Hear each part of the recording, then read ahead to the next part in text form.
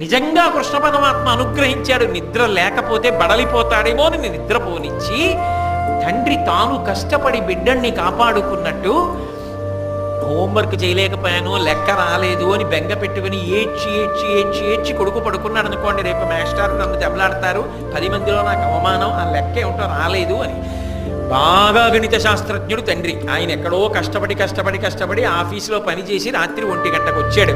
పలహారం కూడా వద్దులే బాయ్, ఇవాళ తాగలేక కాస్త పళ్ళరసమి తాగి పడుకుంటాను, చాలా బడలికగా ఉంది, తల పగిలిపోతోంది అన్నాడు. ఏ వాడి కళ్ళలా ఉబ్బున్నాయే, ఏమైంది, కొట్టావా అన్నాడు. నేను కొట్టలేదు, ఒక లెక్క రాలేదు. నువ్వు చేసి పెట్టకపోయావా అన్నాడు. నేను చేసి పెట్టడానికి ప్రయత్నించాను, నాకు రాలేదు, మీరైతే చటుక్కుని చేస్తారని. ఇంత ఏడ్చాడా? ఎందుకు? ఆ లెక్క రేపు చూపించకపోతే వాడికి తరగతి గదిలో అవమానంట. ఇంతకాలం ఇంత బాగా 100కి 100 తెచ్చుకున్న వాడివి నువ్వు